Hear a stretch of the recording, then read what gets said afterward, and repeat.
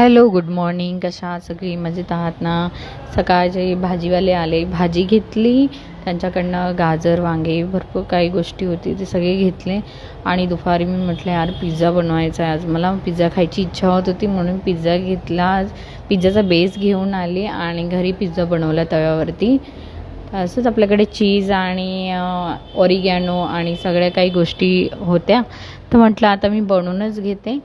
आणि त्याचा लूक बघा असा झाला आहे. ॲक्च्युली पॅनवर केला होता मी, फ्राईड पॅनवरती, तर त्याच्यावर चांगला झालेला आहे आणि चांगला टेस्टी पण लागतो. काय रोज रोज वरण भात आणि भाजी चपाती बनवून बनवून कंटाळा आला आणि असं पण सकाळी सकाळी बनवावा लागतो, त्याच्यामुळे तर म्हणून मी आज दुपारी ना आमच्यासाठी पिझ्झाच बनवला.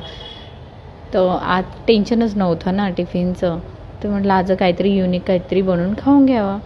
तर असा आमचा पिझ्झा आला होता.